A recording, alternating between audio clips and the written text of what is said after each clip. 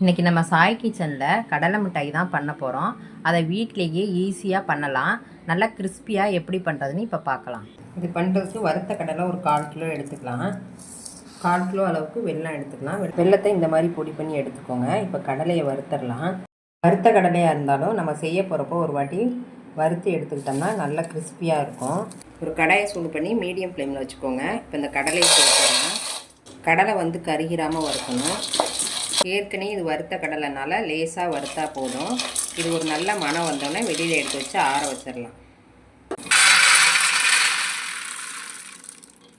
லேசாக சூடாக இருக்கப்போ இந்த மாதிரி கையில் எடுத்து தேய்ச்சி விடுங்க. தோல்லாம் எடுத்துகிட்டு வந்துடும். இப்போ 2ஆக உடச்சி எடுத்து வச்சுக்கலாம்.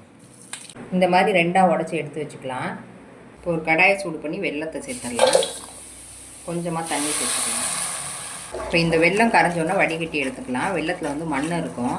இப்போ பாருங்கள், வெல்லம் கரைஞ்சிருச்சு. இதை வடிகட்டி எடுத்துக்கலாம். மறுபடியும் கடாயில் ஊற்றிட்டு நல்லா பாவு காய்ச்சி எடுத்துக்கலாம். இந்த பாகோட பதம் தான் கடலை மிட்டாய் செய்கிறதுக்கு ரொம்ப முக்கியம். அதனால் இதை கரெக்டாக நம்ம செய்யணும். இப்போ இது பாருங்கள், நல்லா நுரைச்சி வருது. இன்னும் கூட நல்லா நமக்கு கெட்டியாக வரணும்.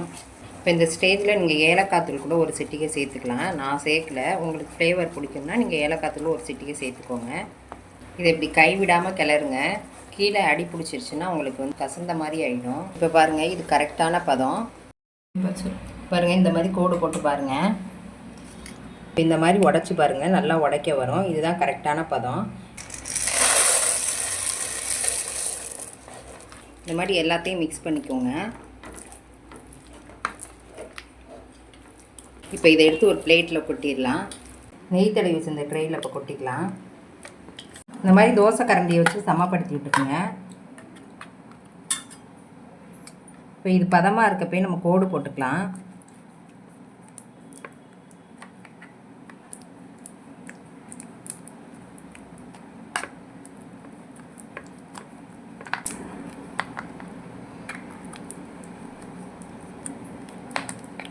இப்போ இது ஒரு 1/2 மணி நேரம் 1 மணி நேரம் ஆறட்டும். அப்புறமா பீஸ் போட்டு எடுத்துக்கலாம்.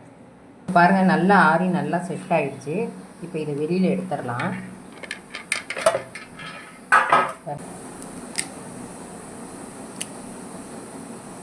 பாருங்கள், சூப்பராக ரெடி ஆகிடுச்சு. இப்போ இதே மாதிரியே எல்லாத்தையும் உடச்சி எடுத்துக்கலாம். புட்டு எடுத்தோம்னா நமக்கு பீஸாக இந்த மாதிரியே வந்துடும். கடையில் வாங்குற மாதிரியே ஈஸியாக வீட்லேயும் செய்யலாம். இதை நீங்களும் ட்ரை பண்ணி பாருங்கள்.